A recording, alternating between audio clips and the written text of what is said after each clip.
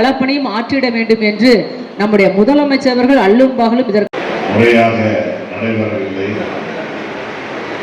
அது எந்த பெயர் தாங்கி வருகிறதோ அதற்கு ஏற்றவாறு மதசார்பற்ற முற்போக்கு கூட்டணியுடைய மாவட்ட தலைவர், சிவகங்கை மாவட்ட திராவிட முன்னேற்ற கழகத்தினுடைய செயலாளர் கைமை கொடுப்பார். ஐயா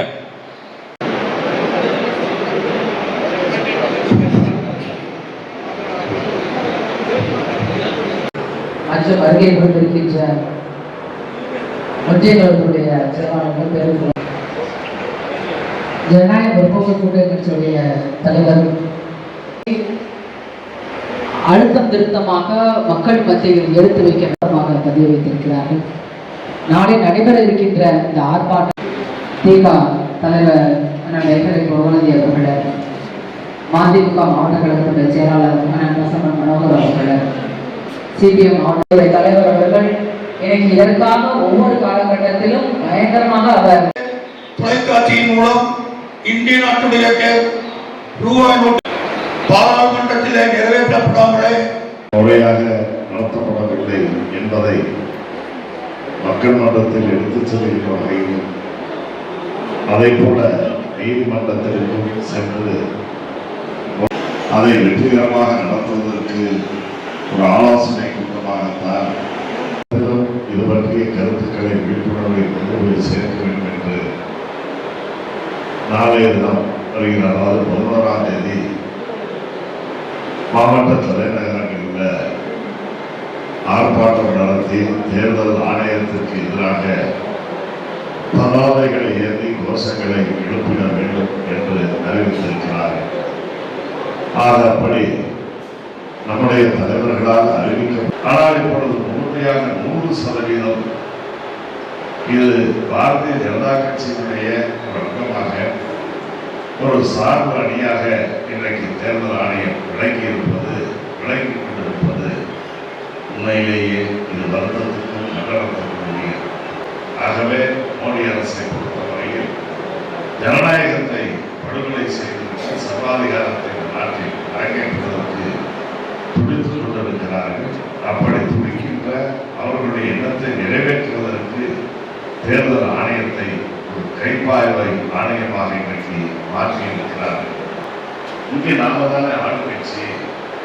ஆகவே நம்முடைய நிர்வாகத்தில் அப்படியெல்லாம் பண்ண முடியுமா என்ற கேள்வி வருகிறது. ஆக ஒரு வகையில் இந்த தேர்தல் ஆணையம் எந்த வகையான திருமணங்களையும் செய்வதற்கு தயாராகும் என்ற அச்சம் ஒருபுறம் இருக்கிறது.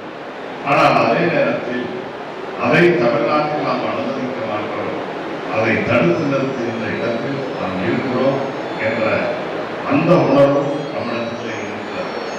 ஆக பயம் கலந்த எச்சரிக்கையோடு நாம் இந்த எஸ்ஐஆர் திருத்தத்தை கண்காணிக்க வேண்டிய நிலையிலே இருக்கிறோம். நம்முடைய மதசார்பற்ற முற்போக்கு கூட்டணியை சார்ந்த தோழர்கள் விழிப்போடு அந்தந்த வாக்குச்சாவடிகளில் பகுதிகளில் இருந்து பிஎல்ஓக்கள் என்று சொல்லப்படுகின்ற அந்த பூத் லெவல் ஆஃபீஸர்ஸ் அவங்க அவங்களே டெல்லியிலிருந்து மகாராஷ்டிராவிலிருந்தெல்லாம் வரல. அவங்களும் நம்ம தமிழ்நாட்டில் நம்ம கிராமத்தை சார்ந்தவர்கள் தான் வருகிறார்கள். நமக்கு அறிமுகமானவர்கள் தான், நமக்கு பரிச்சயமானவர்கள் தான். நிச்சயமாக நமக்கு விரோதமான காரியங்களில் அவர்கள் ஈடுபட மாட்டார்கள். அப்படி ஈடுபட்டால் உடனடியாக அப்படிப்பட்டவர்களை பற்றிய தகவல்களை நீங்கள் உடனடியாக தெரிவிப்பீர்கள். விடுதலை பட்சமாக செயல்படுத்தியவர்கள் மீது உடனடியாக நடவடிக்கைகள் எடுப்பதற்கு ஏதுவாக இருக்கும்.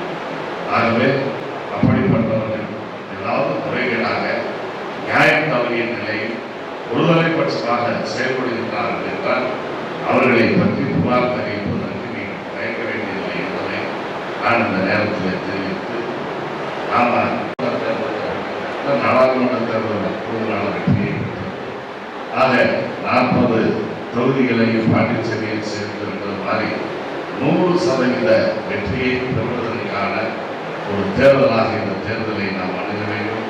அப்படிப்பட்ட அந்த தேர்தலை சந்திப்பதற்கு நம்முடைய மதசார்பற்ற முற்போக்கு கூட்டணியினர் இப்பொழுது ஈடுபடுகின்ற இந்த போராட்ட களம் என்பது ஒரு வாமம்.